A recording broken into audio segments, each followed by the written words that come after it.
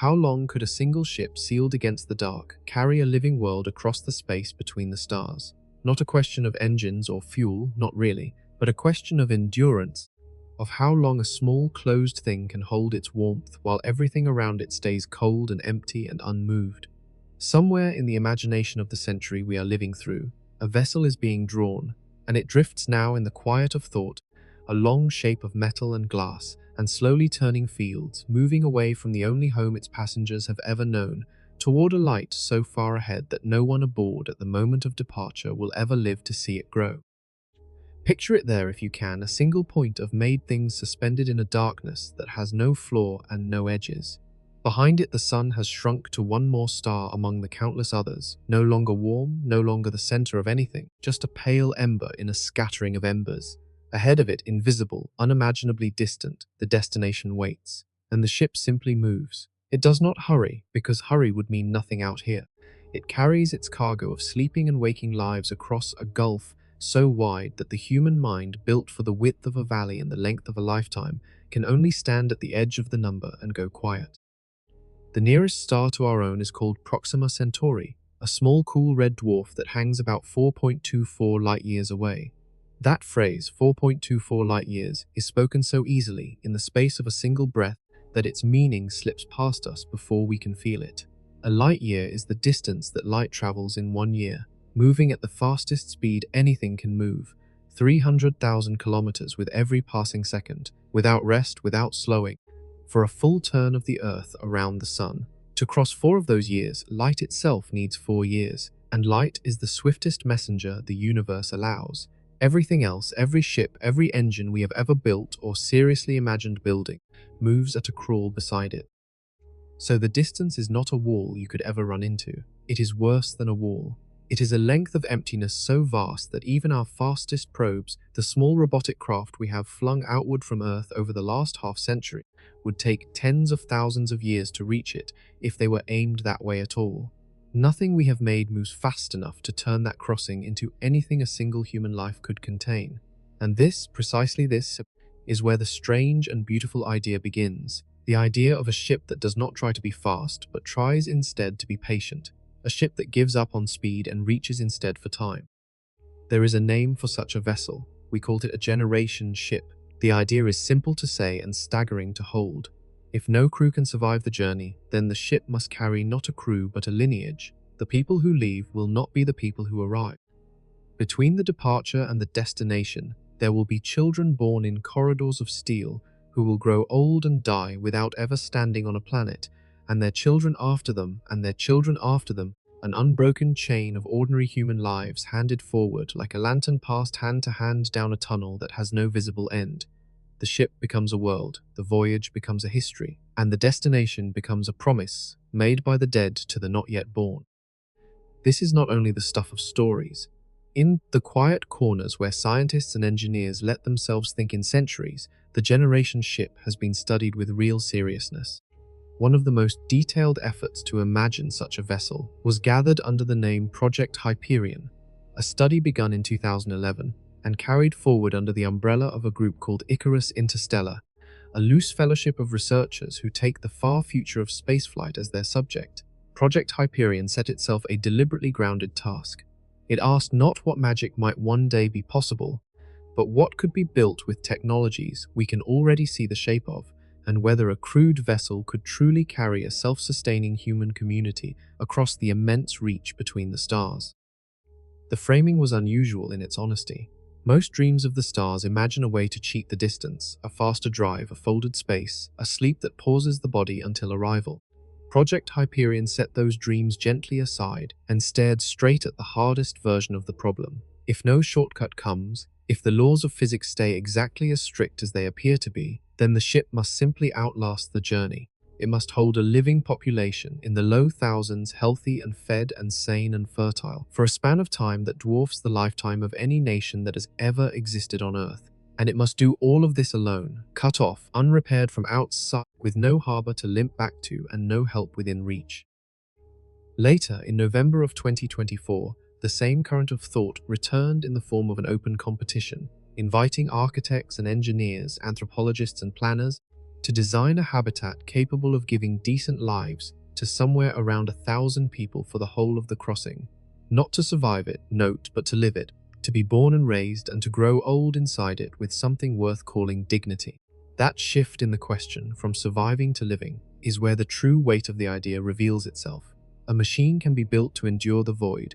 A home is a far harder thing to keep alive across 1,000 years. Let us sit with what that would actually mean. Imagine a woman standing at a window on the day of departure, watching the earth slide backward and grow small. She knows with a certainty most of us are spared that she will never see it again. She knows too that she will never see the destination. She is not a traveler in the way we usually mean the word, for a traveler expects to arrive. She is instead a link, one warm human link, in a chain whose beginning she can remember and whose end she will never witness. Her whole life, from that window onward, will be spent inside a moving room, under a made light breathing air that has been breathed and cleaned and breathed again, walking floors that curve gently upward in the distance. Because the ship must spin to imitate the pull of a ground it left behind. She will fall in love inside it. She will raise children inside it. She will be buried inside it, or given back to its recycling systems so that her body's water and warmth can feed the next turning of the wheel. And her children will know nothing else. To them, the ship will not be a vessel at all. It will simply be the world, the whole of everything, the only sky they have ever seen, a ceiling of metal and soft light, where the ancestors say there were once real stars and a real sun and an open blue distance that went on without a wall. They will hear these stories the way we hear stories of a golden age, half believed, half faded into legend. And somewhere far ahead of them, growing so slowly that no single generation can measure the change, a new star will be waiting, a destination none of them will reach, kept alive only as a word, a direction, a purpose stitched into the fabric of their days. This is the shape of the question that will carry us through everything that follows. How long could such a world last? Not the metal of it, though the metal matters, and not only the engines, though the engines matter too. The deeper question is whether a sealed human world, complete unto itself, can hold together across the enormous spans of time the distance demands. Whether the air can be kept clean, and the water kept turning, and the crops kept growing for 1,000 years without a single delivery from outside. Whether a population small enough to fit inside a spinning drum can stay healthy through 100 generations without withering into fragility. Whether the memory of the mission itself, the reason for the crossing, can survive the slow erosion of time better than empires and religions and languages have ever survived it down here on solid ground. Because that is the truth the generation ship forces us to face. On Earth, our worlds are open. When a harvest fails, food comes from another region. When a well runs dry, we dig a deeper one or move. When a community forgets who it once was, it borrows memory from its neighbors. We are held up always by the vast connected fabric of everyone and everything around us, a planet full of backup systems we never think to notice. The generation ship strips all of that away. It takes a slice of humanity, seals it inside a shell, and casts it into a place where there are no neighbors, no other regions, no deeper wells, no outside at all. For the length of the voyage, that small sealed world is the entire universe of its people. If it fails alone, in a silence that no one will hear.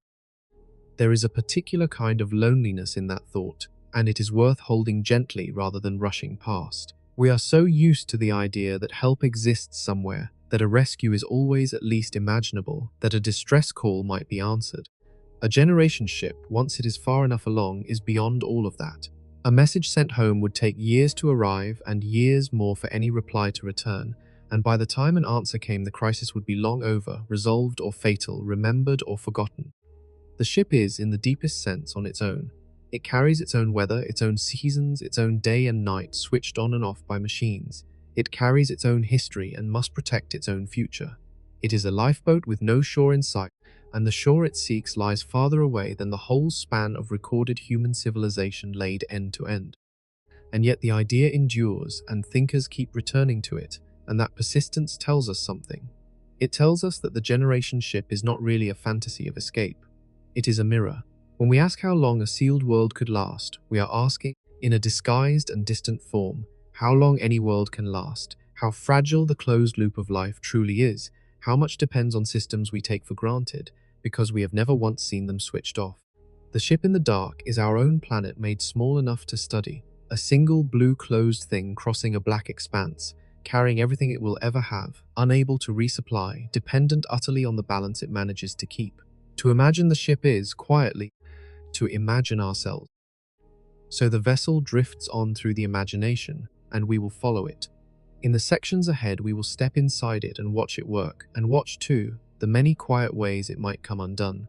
We will stand with the distance and feel how it breaks the mind, how a crossing measured in thousands of years dissolves the ordinary human sense of going somewhere and returning.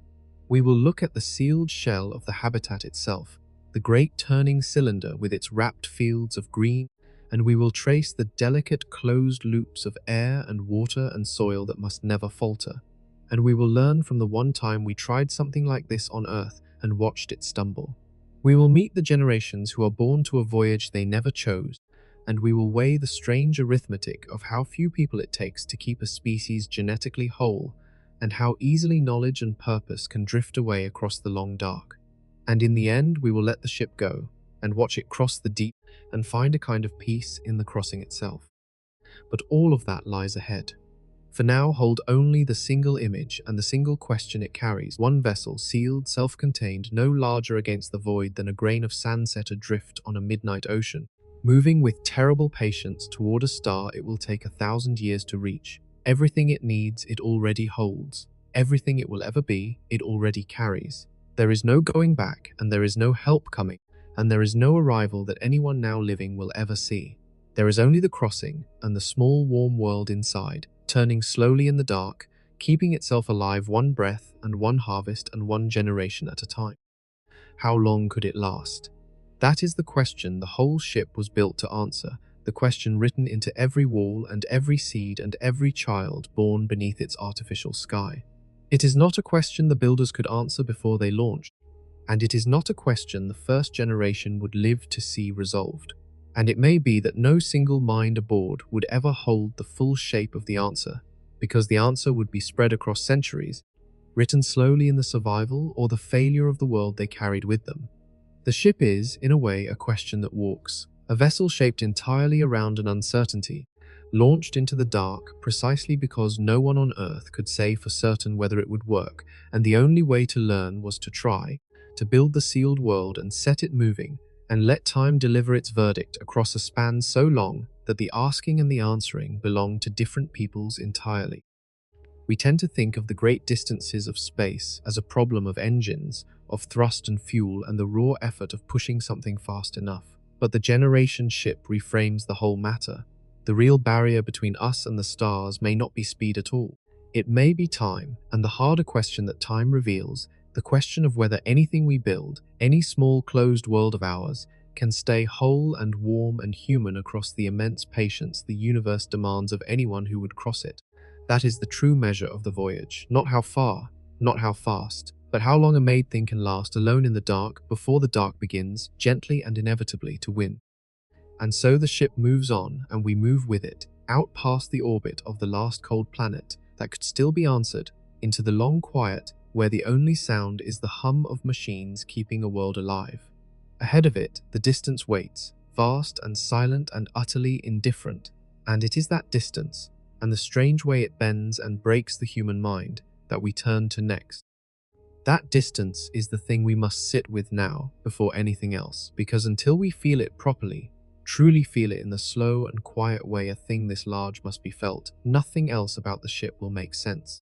We speak of the stars as though they were places on a map, points we might reach the way a sailor reaches a far coast, but the map is a lie of scale, a gentle deception drawn to fit inside a human hand. The real gap between one star and the next is not a distance the mind was ever built to hold. It is a length of emptiness so complete that the imagination, reaching out toward it, simply loses its footing and falls quiet, the way a voice falls quiet in a cathedral too large to echo. Begin with the swiftest thing there is. Light crosses the space from our nearest neighboring star and takes more than 4 years to do it, moving without rest at the fastest speed the universe permits, 300,000 kilometers with every single second. Nothing overtakes light, nothing even comes close, And yet light, that tireless messenger, needs 4 years and more to cross the gap that a generation ship must also cross, carrying not weightless radiance but metal and water and soil and sleeping human bodies, all the heavy warm cargo of a living world. If the fastest thing that exists takes 4 years, then the slow and heavy thing we build will take a span of time that makes those 4 years look like the blink of a single afternoon. How slow, then, is our building? That is the question that opens the wound. When engineers who let themselves think in centuries sketch the speeds a real vessel might reach, the numbers they write down are humbling in a way that is almost tender. The most patient designs, the ones built from engines we already understand, would move at something near 1,000th of the speed of light. The most hopeful designs, the ones reaching toward technologies we have imagined but never yet held, might climb as high as 1/10 of light speed, and even that upper edge is a dream stitched together from physics we have not learned to tame. Between those two figures, between the crawl and the sprint, lies the entire span of what we can seriously picture, and both ends of that span, the slow and the swift alike, are staggeringly, almost unbelievably hard. Take the slower number first, because the slower number is the honest one. At roughly 1,000th of the speed of light, a vessel would cross the gap to the nearest star in something on the order of many thousands of years. Not centuries, thousands of years. Long enough that the whole of written human history, every empire and cathedral and forgotten language, every war and harvest and love song ever recorded, could unfold from beginning to end and still leave the ship far from arrival, still drifting in the dark with the destination no more than a slightly brighter point ahead. A child born at departure would grow old and die, and so would 40 or 50 generations after that child. An unbroken procession of ordinary lives lived entirely inside the crossing, before the ship ever felt the light of its new sun grow warm enough to name. And that slower speed, humbling as it sounds, is not the pessimist's guess, it is close to the optimist's. Push the engines down to what chemical rockets, the kind that lift our craft from Earth today, could truly manage across such a gulf, and the number swells past anything the mind can hold with dignity. A vessel driven by the burning fuels we understand best would need not thousands but tens of thousands of years to reach even the closest star, so long a span that the crossing would outlast not just civilizations but the very idea of the people who launched it. The language they spoke worn smooth and strange by time, the reason for the voyage half remembered, half legend, by the ones who finally arrive. The everyday rocket, the workhorse that carries us to the moon and beyond, is simply not a starship. It is a stone thrown across a river that turns out to be an ocean. So we reach for something better, and here the honest reckoning between what is real and what is merely hoped for begins.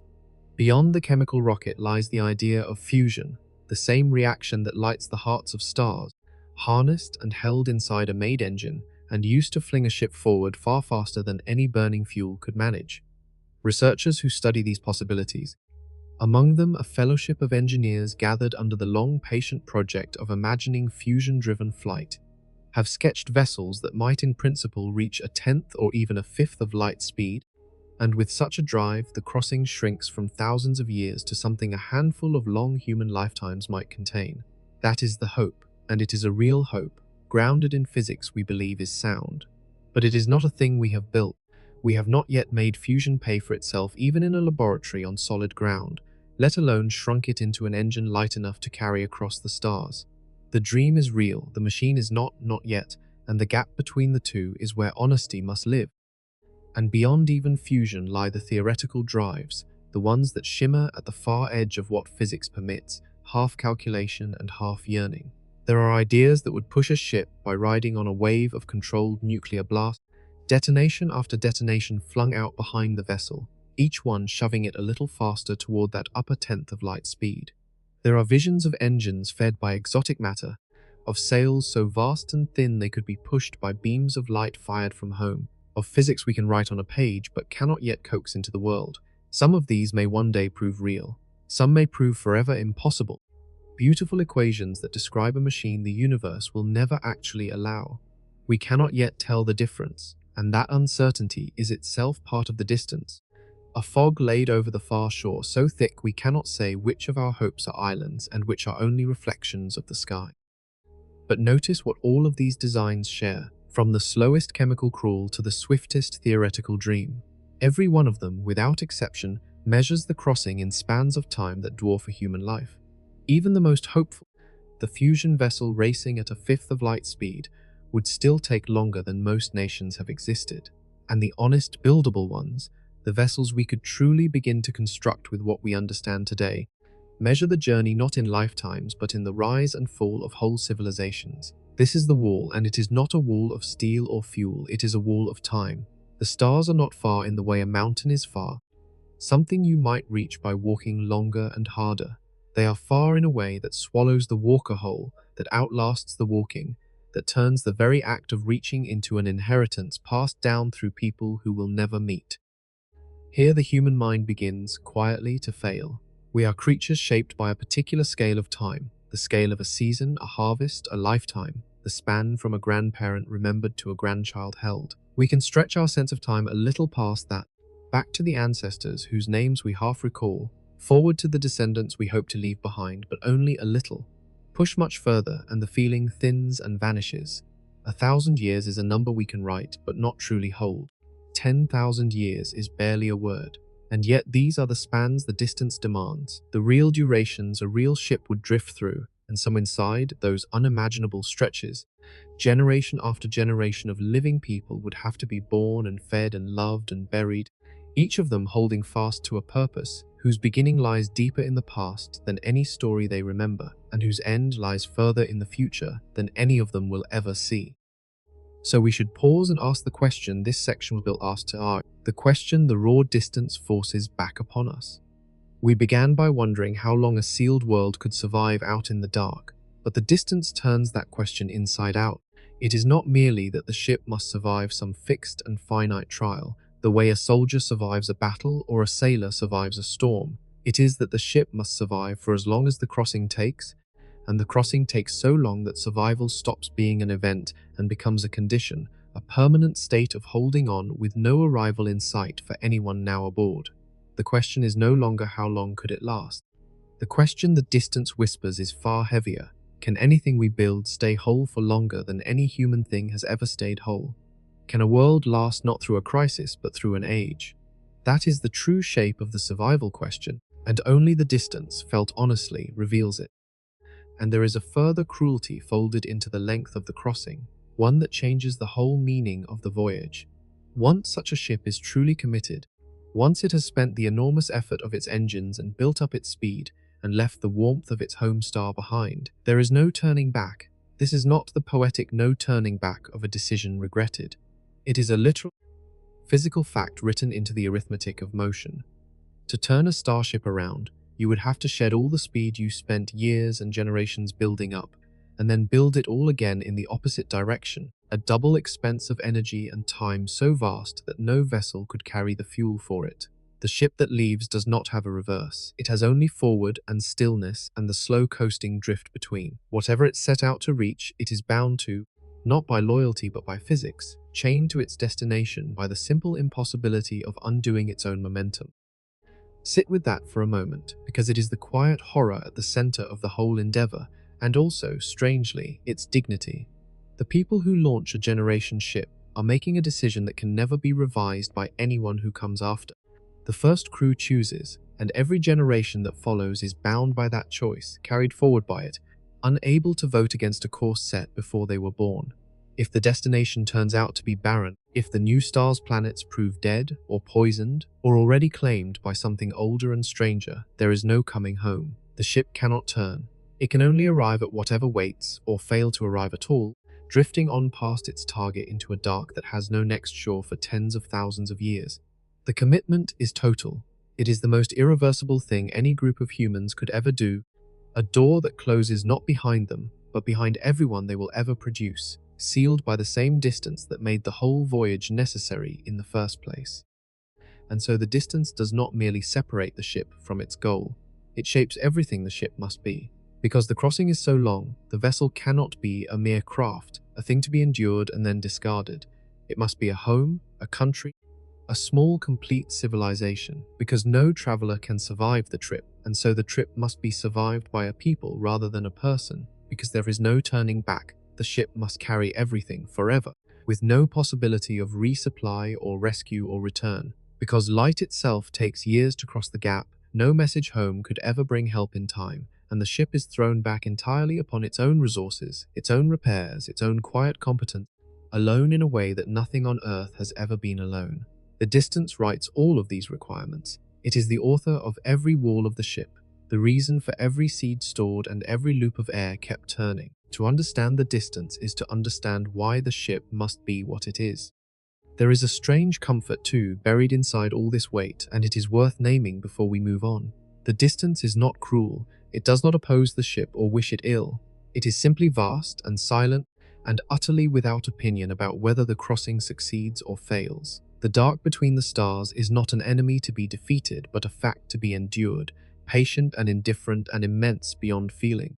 And there is a kind of peace available in that indifference. If one can reach it, the same peace a swimmer finds in stopping the fight against a current too large to fight and choosing instead to move with it.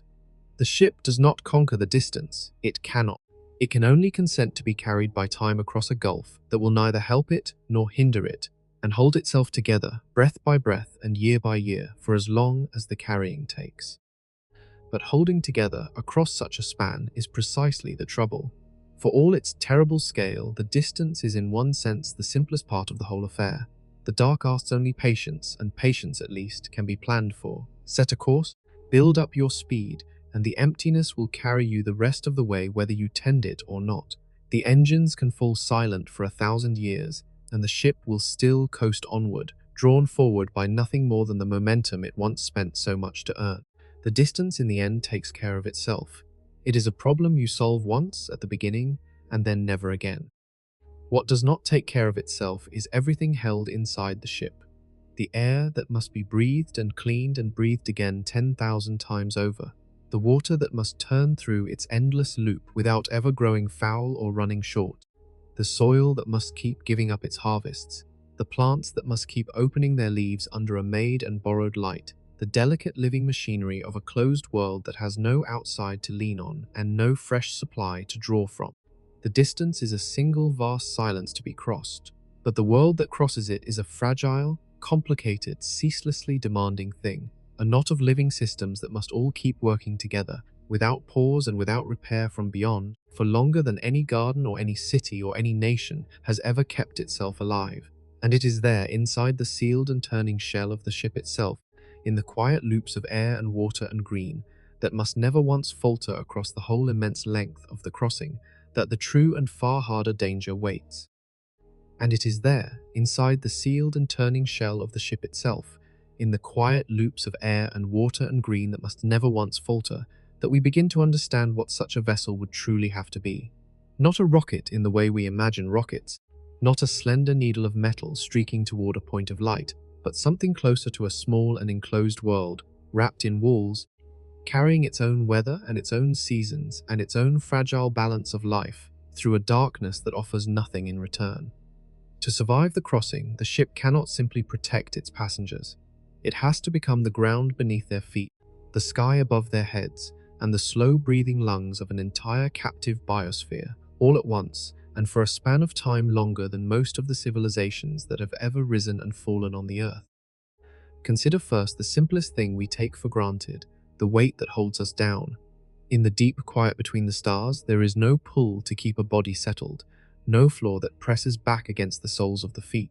A crew left to drift in weightlessness for years would watch their own bodies slowly unmake themselves, their bones thinning, their muscles wasting, their hearts forgetting the labor of pumping blood uphill against gravity. So the ship, if it is to carry generations, must invent its own gravity from nothing, and the way it does this is by turning. The physicist Gerard O'Neill, working through the 1970s, imagined the shape of such a place with a clarity that still governs how we picture it. His design, which we now call the O'Neill cylinder, is a vast rotating drum, and in its largest form it stretches for kilometers along its length and spins slowly about its own long axis, perhaps only about half a turn each minute, so gently that a person standing inside would never feel dizzy or see the world lurch around them. And yet that slow and almost imperceptible spin is enough. As the great cylinder turns, everything inside is flung softly outward against its curving inner wall, and that outward press becomes a kind of gravity, an artificial weight that pins the soil and the water and the sleeping bodies to what has become, for all practical purposes, the ground. Stand inside such a world and the strangeness of it slowly reveals itself. The land does not fall away toward a horizon. Instead, it curves upward on either side of you, rising and rising until far overhead you can look up past whatever passes for a sky and see other fields and rivers and houses hanging above you, upside down, held to their own patch of turning ground by the very same spin that holds you to yours. There is no true up and no true down, only the endless gentle outward push of a cylinder wheeling through the dark, manufacturing the illusion of a planet for the people sealed inside. To build such a thing at the scale required is a labor almost beyond imagining, a structure kilometers across whose walls must hold against the pressure of the air within and the void without, spun for centuries without the bearings seizing or the seams beginning to fail. But even a perfect shell turning flawlessly forever would still be only an empty vessel. The far deeper problem, the one that decides whether anyone aboard lives or dies, is not the weight or the walls at all. It is the air itself and the water and the food and the invisible machinery of life that must keep remaking all three from their own waste, over and over without pause, for as long as the voyage endures. On Earth, we never have to think about this, because the whole living planet does it for us without asking. The forests and the oceans breathe out the oxygen we breathe in. The rain falls and gathers and evaporates and falls again in a cycle older than any creature. The soil takes back what dies and turns it patiently into what will live. All of it runs on a scale so enormous and so redundant that no single failure can bring it down, and it has been running, self-correcting and self-healing for billions of years. A generation ship has none of that abundance to lean on. It must fold the work of an entire planet into a closed vessel a few kilometers wide, and it must do so in a system so tightly bound that every breath exhaled has to be scrubbed and returned. Every drop of water passed through the body has to be reclaimed and purified. Every scrap of the dead has to feed the next season's crop. This is what engineers call a closed-loop life support system, and its beauty and its terror are the same thing. Nothing enters, and nothing is thrown away, because there is nowhere for anything to come from, and nowhere for anything to go. The trouble with a closed loop is that it has no forgiveness in it. On a living planet, a small imbalance drains away into the vastness and is absorbed and forgotten. Inside a sealed world, every small imbalance stays. It accumulates. A trace gas that would vanish into Earth's endless sky can build, breath by breath, into something that poisons the air. A single failed harvest that a planet would shrug off becomes, in a sealed vessel, a season of hunger with no market to buy from and no neighbor to borrow from. The very quality that makes the loop possible, its perfect enclosure, is also the quality that makes it fragile beyond anything we are used to, because inside it there is no elsewhere. And we know this is not merely theory because we have already tried, on a small scale and for a short time, to seal human beings inside a living world and let it run on its own. What happened when we did remains one of the most quietly sobering things our species has ever learned about itself. In the Arizona desert, beneath a sprawling roof of glass and steel, there stood a structure meant to be a miniature Earth, a sealed enclosure holding its own rainforest and its own small ocean, its own farmland and its own crew of 8, who in 1991 closed the doors behind them and intended to live for 2 years on nothing but what the enclosed world could provide. The experiment was called Biosphere Two, the first biosphere being the Earth itself, and the hope was to prove that human beings could carry a functioning ecosystem with them, sealed away from the planet, and survive inside it. For a while the glass world held. But then, slowly, so slowly that at first no one understood why, the air inside began to change. The oxygen was disappearing. It went down gradually and relentlessly, from the ordinary breathable fraction of the atmosphere toward levels you would find only high on a mountainside, until the crew inside grew perpetually exhausted, gasping at the smallest effort, struggling to think clearly, their bodies starved of the very thing the sealed world was supposed to keep providing. The cause, when it was finally traced, was almost humbling in its subtlety. The rich soil they had brought in to grow their food was alive with microbes, and those microbes were breathing in oxygen far faster than the plants could give it back, while the carbon dioxide they exhaled was being swallowed by the exposed concrete of the structure, locked away where the plants could never reach it to turn it back into air. No single dramatic failure had struck them. It was a slow leak in an invisible balance, a small mismatch between what consumed the air and what renewed it, compounding day after day until the people inside could barely climb a flight of stairs. In the end, to keep them safe, oxygen had to be pumped in from the outside world, and the dream of a truly closed and self-sustaining human ecosystem, sealed against the Earth, did not survive the test. And that was on the Earth's own doorstep, with sunlight pouring freely through the glass, with engineers standing just beyond the walls, with an entire planet's worth of oxygen a single valve away, should anything go wrong. The crew were never truly alone. Rescue was always waiting on the other side of the pane. Now take that same fragile experiment and imagine it not in the desert but adrift between the stars, with no sunlight but what the ship makes for itself, no engineers beyond the wall, no valve to the outside, no outside at all, and a voyage that lasts not 2 years but 2,000. The margin for a slow leak in the balance of the air, or the water, or the soil, shrinks to nothing. What the sealed glass world of the desert taught us is not that such a thing is impossible, but that it is far harder and far more delicate than our confidence would like to believe, and that a closed loop can begin to fail in ways so quiet that no one inside notices until the failure has already gone too far. Now layer upon this the slow violence of space itself, which does not wait patiently outside the walls but presses against them the entire way. The dark between the stars is not empty.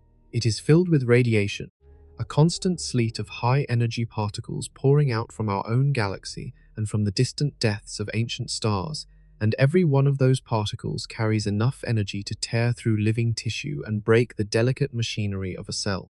On the Earth's surface, we are shielded from nearly all of it, wrapped in the planet's magnetic field and buried beneath a thick blanket of atmosphere that absorbs the worst before it ever reaches us.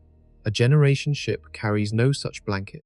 Across the centuries of its drift, that faint and ceaseless rain of radiation would fall upon its hull without pause, seeping through whatever shielding could be built, threatening the crew's health, threatening the DNA that must be passed intact from one generation to the next, and slowly, atom by atom, degrading the very materials the ship is made from.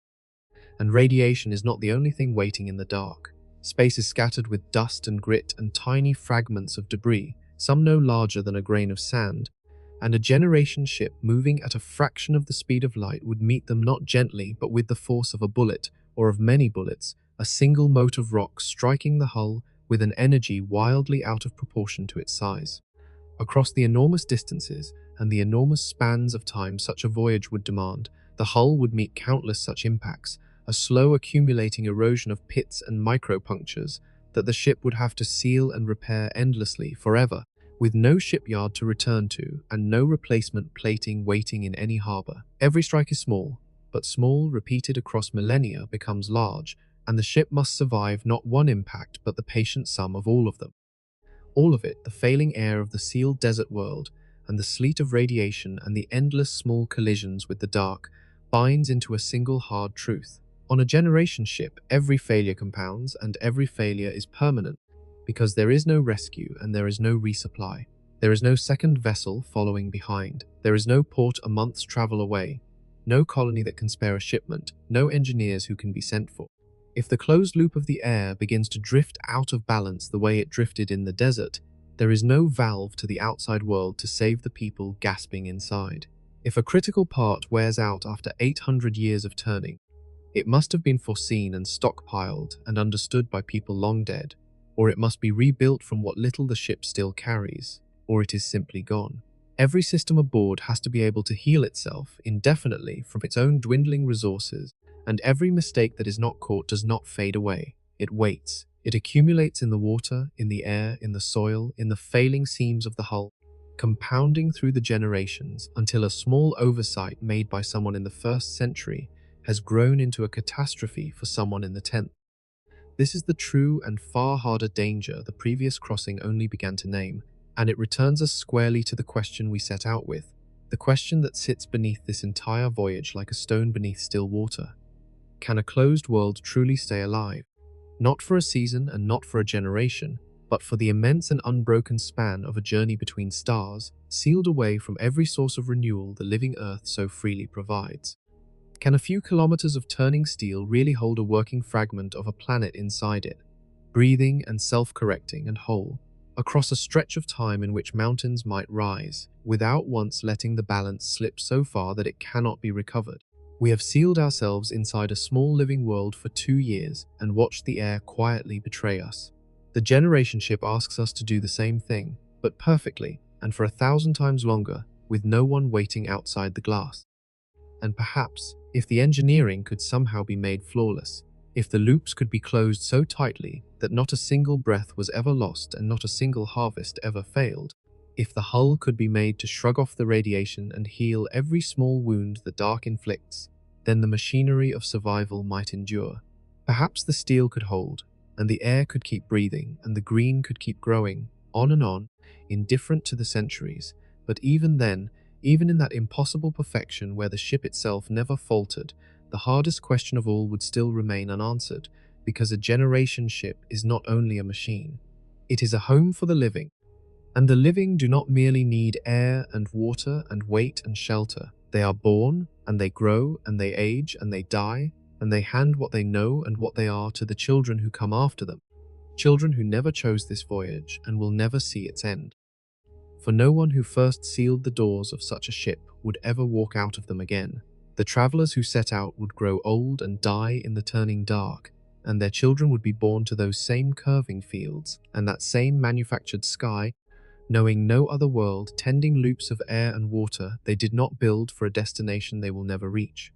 Somewhere far ahead, generations still unborn would inherit the whole fragile inheritance, the sealed world and its silent rules, the memory of an earth none of them had ever touched, and that inheritance, passed hand to hand across the dark from strangers to strangers, from the first who left to the last who might arrive, opens a question deeper and stranger than any question of steel or air, a question not of whether the ship can survive, but of what becomes of the people who spend their entire lives inside it. Consider then, the first child born inside the ship, not one of the volunteers who signed the papers and stepped through the airlock, knowing exactly what they were leaving behind, but the one who came after, who opened their eyes for the first time to a curved metal ceiling and a soft artificial light, and for whom that ceiling was not a prison and not a marvel, but simply the shape of the world. This child never chose the voyage. The voyage was chosen for them, generations before they were conceived, by people whose faces they will only ever see in old recordings, in a language that may already sound a little strange. And this is where the true weight of the whole endeavor begins to settle over us, because the ship was never really built to carry a crew. It was built to carry a lineage, an unbroken chain of births and deaths stretching across the dark, and each link in that chain is a person who inherits the mission, the way the rest of us inherit the color of our eyes. To understand how such a chain could hold together, we have to begin with a strangely intimate question of arithmetic. How many people does it actually take to make a new world that will not quietly unravel from within? Too few, and the founding population begins to fold in on itself.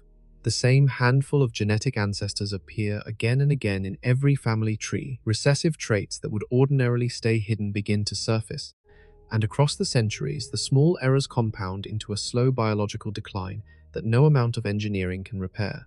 Geneticists call this genetic drift and inbreeding depression, and it is the reason a lifeboat cannot become a species.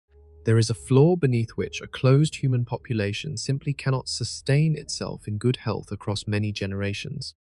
Where that flaw sits has been argued for decades, and the range is wide enough to be humbling.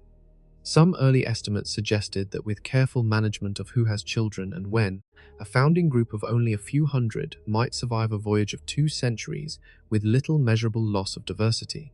Other researchers, looking further ahead and across more generations, arrived at figures far larger. The anthropologist Cameron Smith, in a study of optimal world ship populations, concluded that a founding crew of many thousands, on the order of 10 to 40,000 people, would be needed to preserve genetic and cultural health across the true span of an interstellar crossing, with a recommended figure near 40,000 chosen to absorb the shocks of at least one severe population catastrophe along the way. Between the lower and the upper estimates lies a difference not of degree but of kind. A few hundred is a village. 40,000 is a small city, a floating nation, an entire society that must be governed and fed and kept whole for longer than most earthly nations have existed. And whichever number is right, the deeper truth is the same. The crew is not a crew at all. It is a population. It has demographics and generations, elders and infants, a birth rate that must be watched as carefully as the oxygen level, because a population that grows too fast will exhaust the ship, and a population that shrinks too far will vanish into the same genetic collapse it was launched to escape. Somewhere in the ship's records, alongside the fuel reserves and the water cycle, there is a ledger of human beings, tracking how many may be born in each decade so that the world stays in balance. To be conceived aboard such a vessel is to be in some quiet accounting sense a permitted birth, and that alone marks these lives as something the rest of us have never been. Now let the centuries begin to turn and watch what happens to the people. The first generation remembers Earth. They carry the memory of open sky, of rain, of horizons that recede instead of curving back. They chose this, and they can hold the choice in their minds like a compass. But their children remember only the ship, and their children's children remember only the stories. And the stories retold across 300 years begin to soften at the edges the way all inherited things do. A great-grandchild aboard the vessel will grow up, grow old, and die having never once stood on the ground of any planet. They are born between the stars and buried between the stars, their entire arc of life, first breath to last, unfolding inside a moving room that never arrives anywhere. There will be many such generations. Most of the people who ever live aboard the ship will be exactly this. Not the ones who left, not the ones who arrived, but the ones in the long middle, who spend the whole of their existence in transit, tending a journey they will not finish, for a destination they will never see. There is a tenderness in this, and also a kind of vertigo. Imagine growing up knowing as a plain fact of life that the place you are going is not for you. Your grandparents will not see it. Your parents will not see it. It is a promise made to a stranger who has not yet been born, and your task, the entire purpose written into your existence, is to keep the promise moving forward one more generation. You will love and raise children and do your work and grow old, all inside the same walls, and the stars outside the window will look almost exactly the same on the day you die as they did on the day you were born, because the distances are so vast that even at tremendous speed, the sky barely changes in a single human lifetime. Your whole life is a single frame in a film that takes 10 generations to play. And here the quiet dangers begin to gather, the ones that have nothing to do with radiation or steel. A civilization is not only bodies, it is knowledge, purpose, and the invisible web of shared belief that lets a large group of people act as one. All three of these things drift. Consider knowledge first. The founders launch with the full inheritance of Earth, engineers who understand every system, physicians who understand every treatment, scientists who understand why the ship is even shaped the way it is. But knowledge that is not used begins to fade, and knowledge that is only taught, never earned, becomes ritual. By the 10th generation, the people repairing the reactor may be following procedures they can perform flawlessly, but no longer truly understand, the way a craftsman can inherit a technique without inheriting the theory beneath it. The danger is not that they forget how. The danger is that they forget why. And a population that no longer understands why its world works cannot fix it when the world breaks in a way the procedures never anticipated. Purpose drifts too, and this is the strangest erosion of all. The mission was urgent and luminous to the ones who left. They felt the pull of the destination in their bones, but urgency does not survive 3 centuries of routine. To a child born in the long middle, the mission is not an adventure. It is simply the weather, the background condition of existence, as unremarkable and unquestioned as gravity is to us. And a purpose that is never questioned is also, in a sense, never truly held. There is a real possibility that somewhere in the centuries of the crossing, a generation arises that no longer believes in the destination at all, that comes to regard the ship not as a vessel bound for a distant shore, but as the entire and permanent world complete in itself, and the old talk of a planet ahead as a kind of founding myth, half religion and half fairy tale. The ship, in that generation, would have become its own destination. It would still be flying, still be surviving, and yet in some deep sense, it would already have arrived nowhere and stopped searching. This carries us to the quietest and heaviest part of the whole idea, which is the matter of consent. The people who signed the papers made a choice. They weighed the cost, said their goodbyes, and stepped aboard with their eyes open. But everyone who comes after inherits the consequences of a decision they had no part in. The child born in the corridor did not agree to be born inside a machine. The generations of the long middle did not agree to spend their lives in transit. The ones who finally arrive, if any ever do, did not agree to be the ones who must build a new world on an alien shore, tired and few and far from everything their ancestors knew. Every generation aboard the ship lives inside a promise it never made and pays the cost of a departure it never chose. There is no way around this. It is built into the architecture of the thing. To launch a generation ship is to make an irreversible decision on behalf of hundreds of people who do not yet exist, binding their entire lives to a course set centuries before their birth. And reasonable minds can wonder whether any generation, however wise or well-meaning, has the right to reach that far into the unlived futures of its descendants and choose for them. It is exactly here, at the edge of that ethical weight, that a very different idea steps forward and offers an escape from the whole terrible arithmetic. What if the ship did not need to carry people at all? What if it did not need to be a world or a lineage or a sealed society drifting for centuries? What if it could be small and fast and finished in a single human lifetime? This is the vision behind a research effort called Breakthrough Starshot, announced in 2016 by the physicist Stephen Hawking and the investor Yuri Milner. The concept sets aside the vast arc entirely and reaches instead for something almost weightless. A probe the size of a small chip attached to a gossamer sail thinner than a sheet of paper, pushed not by burning fuel but by the pressure of light itself. A ground-based array of lasers would strike that sail with an intense beam, accelerating the tiny craft, according to the project's stated aim, to around 1/5 of the speed of light. At that speed, the gulf that would swallow 10 generations of a crewed ship shrinks to something a single person could watch unfold. The proposed flyby of the nearest star system, a little over 4 light-years away, would take roughly 20 years, close enough that the scientists who launched the probe might live to see the images it sends home. And in that contrast lies the whole dilemma laid bare. The generation ship carries everything, a full human society with all its warmth and frailty, but it pays for that completeness in centuries and in the unchosen lives of its passengers. The light sail carries almost nothing, a sliver of instruments too small to hold even a single cell, but it pays nothing in human suffering, because there are no passengers to suffer. One approach sends the whole of us and asks impossible things of the people aboard. The other sends only our eyes, a glance across the dark, and asks nothing of anyone but patience. The probe will never land, never settle, never build. It will streak past its target in a matter of hours after a 20-year fall, gather what it can, and vanish onward into the deeper night, a messenger and never a colonist. It answers the question of reaching the stars while quietly declining the question the generation ship was built to answer, which was never merely how to reach them, but how to bring ourselves, all of us, our children and our histories, and our unchosen descendants along for the crossing. Which returns us gently to the question that has been waiting beneath every corridor and every generation of this ship.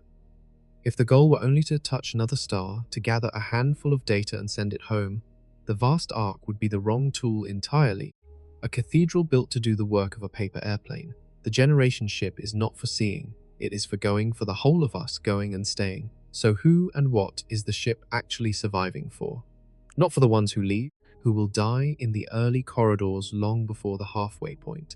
Not for the ones in the long middle, whose entire lives are spent in service to an arrival they will never witness. Perhaps for the ones who finally step out onto new ground, and yet even they are strangers to the mission's origin, inheritors of a purpose set by ancestors they never met, arriving not because they chose to go, but because they had nowhere else to have been born. The ship survives, if it survives at all, for a future so distant that no one now aboard, and no one who will ever be aboard for most of the voyage, will ever touch it. It is an act of faith flung across time, a message in a bottle so large that the message is the people themselves, and the bottle is the only world they will ever know. There is something almost unbearably lonely in that, and something almost holy. To build such a thing is to accept that you are not the point, that your children are not the point, that the point lies so far ahead of you that it may as well be a kind of eternity, and that your entire civilization, your whole floating nation of 40,000 souls, exists to carry a spark forward through a darkness none of you will outlast. The ship keeps its people alive so that the people can keep the ship going, and the ship keeps going so that someday, long after everyone now living has become a name in a record no one reads anymore, a door might open onto a sky that is not a ceiling. But that is the hopeful version, the one where the door eventually opens. It rests on an assumption we have not yet dared to examine directly, the assumption that arrival ever comes at all. For all its size, for all its careful population ledgers and its inherited procedures, the generation ship is still only a fragile world of air and metal, drifting for longer than any human institution has ever endured, and there is nothing in the vastness ahead that promises the journey ends the way it was meant to. A civilization sealed inside a moving room for 1,000 years is not only a marvel of engineering, it is also, and perhaps first of all, a closed system falling slowly through the dark, subject to entropy and accident, and the long, quiet erosion of everything it was launched to protect. And so we come at last to the possibility that has been waiting patiently at the far edge of this whole idea, the possibility that the ship crosses the whole immensity, tending its generations with perfect care, and still, in the end, arrives nowhere at all. Let us stay with that possibility then, and not flinch from it, because it is the truest place the whole idea has been leading us all along. A ship that crosses the entire immensity and arrives nowhere. Picture it not as a failure, not as a wreck, but as something stranger and softer than either. A world that goes on sailing long after the reason for its sailing has been forgotten, tending its people with the same patient competence it always had, moving in a straight and untroubled line through a dark that does not care whether it moves at all. No alarm sounds, no catastrophe announces itself.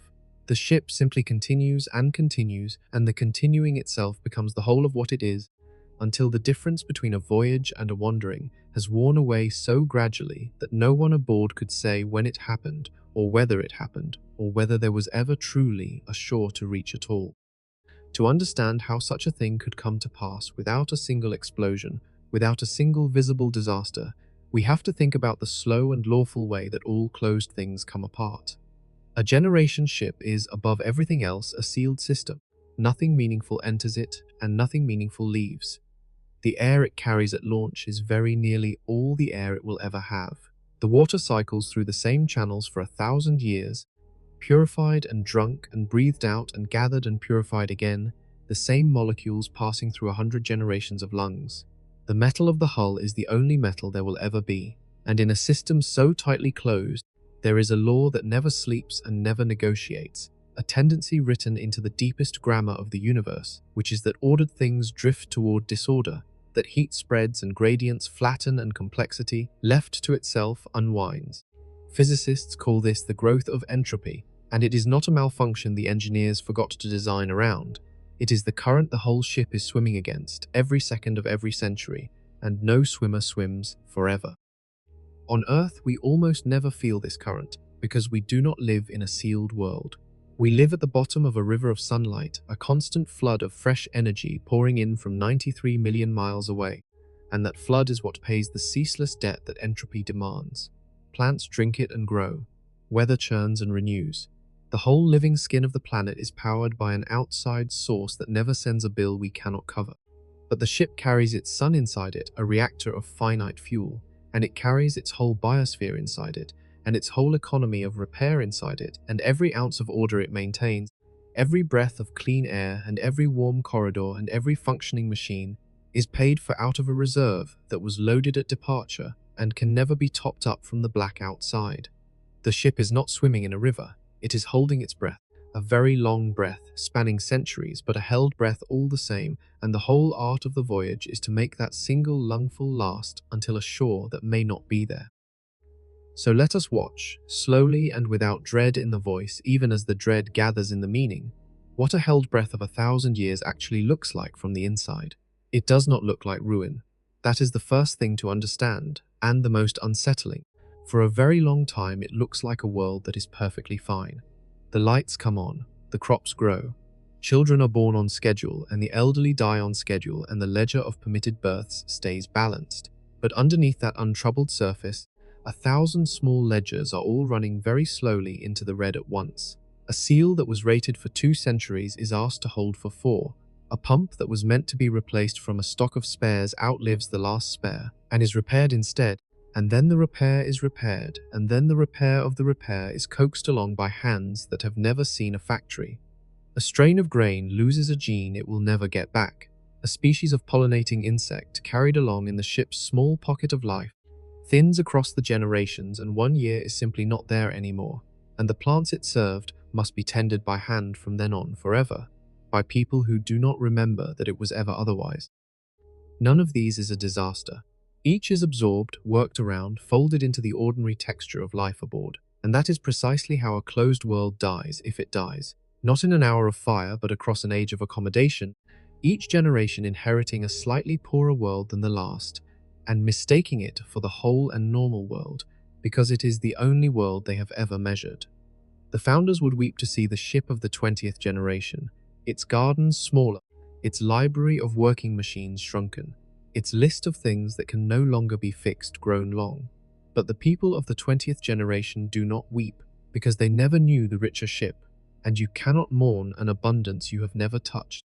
The decline is invisible from inside, precisely because it is so slow, because it is spread across lives that do not overlap, because no single person ever lives long enough to see the whole shape of the falling. And the same slow erosion that thins the machines and the gardens works, more hauntingly still, upon the mind of the civilization itself. We spoke before of knowledge fading, of the why draining out of the how until the reactor is tended by ritual. Follow that thinning further now, past the point where it stops being a danger and becomes the plain condition of life. There comes a generation for whom Earth is not a memory and not even a story anymore, but a word in an old record, spoken in an accent no living mouth uses, attached to images so ancient and so unlike anything the people know that they might as well be paintings of a myth. Blue sky, open ocean, rain falling from clouds onto ground that stretches past the horizon. These are not lies to such a generation, exactly, but they are not quite true either, not in the way that a corridor is true, or the hum of the air handlers, or the curve of the ceiling that has been the shape of the sky for every single person they have ever known or loved. The origin of the voyage becomes, to them, a kind of scripture, and a scripture is a thing you can honor devoutly while no longer believing in your body that it describes a real place you could ever stand. There is a name we might give the ship at this stage of its long fall, and it is a hard name, but it is the honest one. It has become a tomb, not because anyone has died who was not meant to, and not because the mission has failed in any way the sensors could detect, but because a vessel that will never arrive, carrying generations who will never leave it, sealing each of them from first breath to last inside the same unchanging walls, and burying each of them in the same recycling that will feed the next, has quietly become indistinguishable from a very large and very beautiful grave. And here we arrive at the thought that sits at the still center of this whole long descent, the thought the whole section has been walking toward. Aboard a generation ship, over a great enough span of time, survival and burial begin to look like the same act. The systems that keep the people alive are the very systems that will hold their bodies, and their children's bodies, and the bodies of everyone who comes after, within these walls until the walls themselves give way. To be kept alive by the ship is to be kept by the ship, in both senses of the word, the way a keeper keeps a thing that will never be released. Think of it this way, softly, the way you would turn a smooth stone over in your hand. Every atom of every person who dies aboard the ship stays aboard the ship. There is nowhere for it to go. The carbon of a grandmother's last breath is scrubbed from the air, and bound into the soil of the garden, and drawn up into the grain and baked into the bread her great-grandchildren eat. And so she is not buried in the way we bury our dead, in ground that will forget them. She is folded back into the living body of the vessel and carried onward, dissolved into the very cycles that sustain the ones who follow. The dead do not leave. They become the ship, and the ship becomes them, until after enough centuries the material of the living and the material of the long dead have circulated through one another so many times that the distinction loses whatever meaning it began with. The crew is not only carrying its ancestors as memory, it is breathing them. This is the deepest intimacy imaginable, and also the deepest loneliness, a civilization so wholly closed that even its dead have nowhere else to be. And still the ship flies. That is the part that presses hardest if we let it, and we will let it gently. Through all of this thinning and folding and forgetting, the ship does not stop. The great engines, or the great silence where the engines have long since finished their work and only momentum remains, carry the whole sealed world forward at a speed no human sense could ever feel. The stars outside hold nearly still, as they always have, And whether the people inside remember why they are moving, or believe in the shore ahead, or have long since decided there is no shore and no need of one, makes not the smallest difference to the physics of the thing. A ship in the deep has no way to stop itself by losing faith. It will cross the distance it was aimed across whether or not a single soul aboard still cares where it is going, arriving, if it arrives, into the reach of a star that its passengers may no longer even have a word for. Which forces us, at the very bottom of this, to ask again the question that has shadowed the whole voyage, and to ask it now in its darkest and plainest form. Who is the ship surviving for, and what? We asked it before and gave it tender answers, the ones who leave, the ones in the long middle, the ones who finally arrive. But strip away the hope of arrival, follow the entropy all the way down, and the answer's thin like everything else aboard. The ship is not surviving for the ones who left, who are 10,000 years of dust folded into its gardens. It is not surviving for the ones in the middle who live and die entirely inside the crossing and never learn how the story ends. And it may not be surviving for anyone who arrives, because arrival may never come, or may come only to a people so changed and so forgetful that they would not know what they had reached or why they had been sent to reach it. In the coldest reading, the ship survives only for its own continuation. It keeps its people alive so that they can keep it going, and it keeps itself going for no reason that any living passenger can any longer name, a magnificent machine dedicated with total fidelity to the single task of not yet having stopped. That is the tomb in its fullest and most honest shape. A closed world, sealed and self-consuming, carrying its living and its dead together through a dark that offers no shore and demands no destination, sustaining itself with immaculate care toward an end that may be no more than the eventual and lawful running down of everything it holds. And yet, and this is important, even now, even at the very floor of the dread, there is no horror in the corridors themselves. The people are not screaming, they are living. They are raising children and singing whatever songs survived the crossing, and pressing their hands to the cold curve of the hull to feel the faint tremor of the world that holds them. They are, in every generation, at home. The tomb is beautiful because it is full of life, full of ordinary, warm human life, doing what life has always done, which is to make a home wherever it wakes and to love whoever is near and to carry on. The dread is not in what the people feel. The people are fine. The dread is entirely in what we see from outside, in the scale and the silence and the slow arithmetic of the falling, a thing the people themselves are mercifully too close ever to perceive. And perhaps that mercy is the door through which we finally step out of the dread and towards something quieter and more forgiving. Because if the people aboard are not suffering, if each generation truly does find its home and its meaning inside the only world it knows, then the tomb, however cold it looks from the great distance of our imagining, is also a cradle, and always was, and the two words have been describing the same walls the entire time. To be sealed inside a moving world for the whole of your life is to be held. Whether that holding is a burial or an embrace is not written into the metal.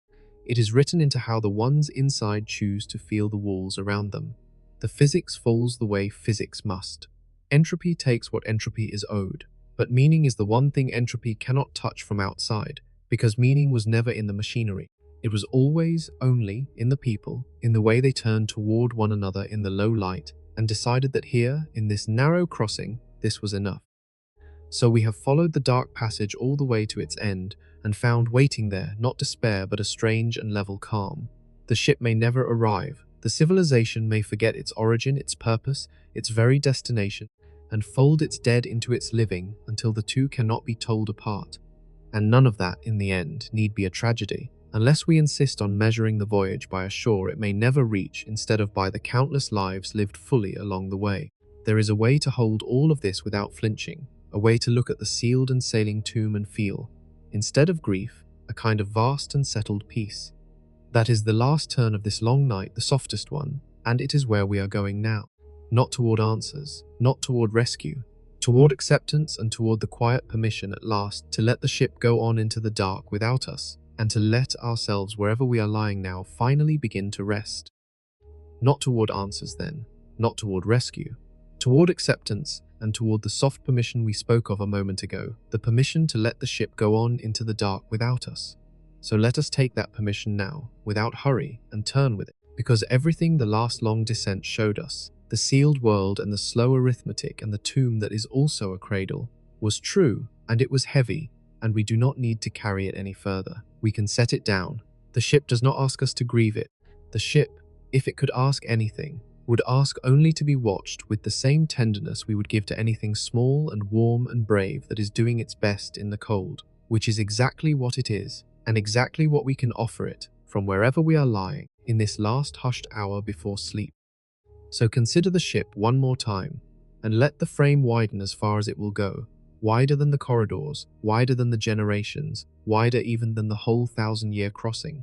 Consider it not as a survival and not as a failure, not as a triumph reaching its shore and not as a tomb sailing toward nothing, but as something tenderer than any of those hard words, something the language of engineering was never quite built to hold. Consider the ship as an offering, a small, sealed, luminous thing that a species once gathered up out of its own body and set adrift on the great dark water, not because it was certain of arrival, but because the setting adrift was itself the thing worth doing. We tend to measure a journey by whether it ends where it meant to, but there is an older way of measuring, the way you weigh a candle lit in a window, or a letter sealed and sent to a distant hand that may never receive it, where the meaning lives entirely in the sending, in the act of reaching outward with open hands into a night that promised nothing back. Held in that light, the ship stops being a machine that might fail and becomes a gesture that cannot. To launch it at all was to say something true and unrepealable about the ones who launched it, something no later erosion can edit out of the record. It was to say that a form of life once looked up from its single warm world at the enormous cold and did not only feel afraid, it also felt tenderness. It felt the wish to send some of its warmth outward, to carry the songs and the small hands and the ordinary evenings across a distance that had no right to be crossed, so that the warmth would simply exist a little farther out than it had before. And a gesture like that does not require an audience to be complete. No one on Earth will ever see where the ship arrives, or whether it arrives, and the ship does not need them to. It carries its meaning sealed inside itself. The way a seed carries the whole memory of a forest it will never watch grow. That wish is not undone by anything the ship encounters. The gardens can thin and the knowledge can fade and the shore can dissolve into a rumor, and yet the original gesture holds, perfect and complete. The way a note played long and low goes on sounding in a hushed room even after the hand has left the string. And once the ship is an offering rather than a wager, the whole question of how long it can survive begins to soften in our hands, and loosen and lose the sharp edge it had. Because we have been measuring the voyage all along against the wrong ruler. We have been laying it beside a single human life, one span of 80 years or 90, and asking whether the ship can outlast that span and outlast it many times over, and the sheer number of lifetimes it must chain together, end to end, is what gave us the vertigo, back when the distance first opened under us. But a human life is not the only measure the universe keeps. It is not even the largest clock in the room. There are far slower clocks, and against those clocks the whole long crossing looks different and lighter and strangely at peace. Think of the stars themselves, the ones the ship moves among, and the pace at which they live. A star is not a fixed point of light. It is a life, a vast and unhurried life, born out of a collapsing cloud and burning through its long middle age, and eventually swelling and cooling and letting go.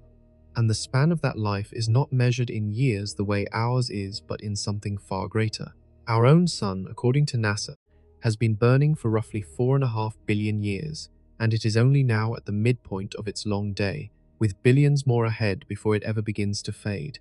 The smaller, cooler stars, the red ones scattered thick across the galaxy, burn so unhurriedly that their lives stretch to spans that make even the sun seem brief. Trillions of years of steady, dim light, longer than the universe has yet been alive.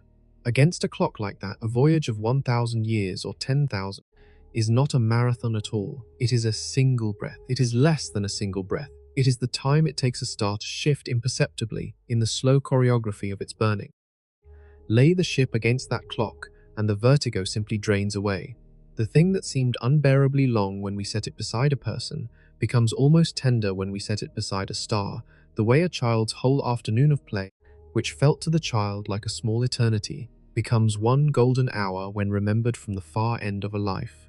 The ship is not enduring an impossible age. It is passing through a brief and lovely interval in the life of the stars around it, carried across a distance that those great lights would consider intimate, a short walk between neighbors. And the people aboard, all their generations, all their births and their deaths and their forgettings, are living out their whole story inside one warm heartbeat of the galaxy, unnoticed and unbothered by the enormous slow fires that wheel around them, held in a night so patient that it has all the time in the world, and more, to let them cross it at their own unhurried pace. There is a comfort in that patience, if we let ourselves feel it, and tonight we can. The light that now touches the ship's hull left its stars long before the voyage began, some of it long before the species that built the ship had ever learned to speak, and it has been crossing the dark this whole time to arrive exactly here, exactly now, and rest for an instant on the cool metal of a wandering world. The universe is not rushing the ship. It has never rushed anything. It let the stars gather over ages that no mind can truly hold, let worlds cool and oceans settle, and the first small living things begin their own crossings, and it has watched all of it unfold with the same boundless composure it now turns upon one vessel sliding between the lights. To be carried by a universe like that is not to be abandoned in the cold. It is to be held by something so vast and so unhurried that it will never once ask you to arrive on time, or arrive at all, and will keep the dark warm around you for as long as the crossing takes. So how long could a generation ship survive in the deep? We can hold the question now the way you would hold a smooth stone found on a shore, turning it over without needing to break it open. It could last 1,000 years, if its makers built it well and its people tended it faithfully. It could last longer, folding its dead into its gardens and coaxing its worn machines through repair after repair, as long as the great debt of entropy could be paid out slowly enough to stay ahead of the failing. It could last, in one form or another, longer than any name aboard it would still mean anything, longer than the memory of Earth, longer than the memory of why it was ever sent, and it could stop too some hushed century without alarm, the last warm corridor going cool, the last garden going dark, the vessel gliding on afterward exactly as it glided before, unchanged in its motion by the change in what it carries. All of these are true, and none of them is the answer, because the question was never really asking for a number. The question was asking whether such a thing could be born, whether a life so sealed and so far from home could be a life worth the living, and to that the answer is open and does not close. Yes, for as long as there is anyone aboard to press a hand to the wall and feel held, yes. And when there is no longer anyone, the ship goes on carrying the memory of them regardless, and that too, in its way, is a kind of yes. We do not need to settle it more firmly than that. We can let the question rest exactly where it lies, unanswered and untroubled, the way you let a candle burn down without watching for the moment it goes out. There is a peace available here that a firm answer would only have spoiled. To know precisely how long the ship would last would be to know precisely when to grieve it, and we do not want that knowledge, and we do not need it. Far better to let the ship sail on inside our imagining with its ending left open, always crossing, never quite arriving and never quite lost, held forever in the long patient middle of its voyage, where the corridors are warm and the gardens are green, and someone is always in some generation awake and tending the world. And if there is a lesson folded into all of this, for us, resting here in our own small sealed world spinning through the same dark, it is nothing sharp and nothing that asks anything of us tonight. It is only this, that we too are aboard a kind of ship, a warm blue one, crossing a distance we did not choose through a night that does not notice us, carrying our own dead folded into our own soil, and our songs handed down from mouths we never knew, at home in the only world we have ever measured and unable, most nights, to feel how strange and how brief and how impossibly lucky the whole crossing is. The generation ship is not really a story about the future. It is a mirror turned very slowly toward the present, showing us the vessel we are already riding, and asking us, without insistence, to feel for one warm moment how held we already are, how carried, how tenderly the great dark has always been letting us cross it at our own unhurried pace. So let the mirror lower now, and let the thinking loosen, and let the ship become simply an image you can hold as you drift. Picture it once more from very far away, small against the enormous field of stars, a single point of faint warm light moving so slowly across the black that it seems not to move at all. There is no sound out here. There has never been any sound. The vessel glides on through the deep without a tremor you could feel. its hull cool and silver, where the distant starlight touches it, its long body sliding forward through a hush so complete and so unbothered that it is almost like sleep, is almost the same thing as sleep. A great sealed body carried smoothly onward through the dark while everyone inside it rests. And inside it, they are resting. Picture that too, softly. The lights are dimmed low for the ship's long night. The corridors are silent and empty and warm. In 100 small rooms, the people of this generation are sleeping, curled in their beds beneath the curved ceiling that has been the shape of their sky for all their lives, breathing the same air their grandparents breathed, dreaming whatever people dream when they are safe and held and going somewhere without hurry. A child sleeps with one hand open on the blanket. An old woman sleeps with her face turned toward the wall, as if she could feel the whole vast night on the other side of it, and had long ago made her peace with it. Somewhere a single dim light burns beside someone keeping the gentle watch, and even they are half in dream, listening to the deep, steady hum of the world that holds them all. The hum that has never once stopped, the sound of the ship breathing for its people while they sleep. Nothing is wrong. Nothing needs tending in this hour. The great crossing goes on without anyone's effort, the way your own breath goes on without your effort, in and out, deep and low, carrying you forward through the night, whether you attend to it or not. Let yourself sink toward that same rest now. You do not have to reach the shore. No one aboard the ship reaches the shore in a single night, and neither do you, and that was never the point of the crossing. The point was only to be carried through the dark, and you are being carried right now exactly as safely as they are, on your own warm turning world, held by the same patient physics that holds the vessel, under stars that have all the time there is and are in no hurry at all for you to arrive. There is nothing left to solve. The question is at peace. The ship is at peace, sliding on through the deep with its sleeping people, and you can let yourself become one of them now, one more warm life held safe inside a moving world, letting go of the day, letting go of the distance, letting go of the need to know how the story ends. If ever you wish to cross the dark this way again, there are more slow journeys waiting on the channel, more distant lights to drift beneath whenever you care to return. But not tonight. Tonight there is nowhere further you need to go, and nothing more you need to do than breathe, and rest, and be carried. So close your eyes if they are not closed already, and let the last picture be the softest one. The ship, small and silver and full of sleeping warmth, gliding on through the endless hush of the deep. It does not falter and it does not hurry. It simply goes on, and on, carrying its people through the long dark night among the patient stars, sailing so smoothly and so silently that it feels at last like nothing more than the rhythm of your own slow breathing, in and out, drawing you down into sleep, while the great vessel drifts onward through the dark, and the stars keep their long watch, and all is well, and all is calm, and the crossing goes tenderly on.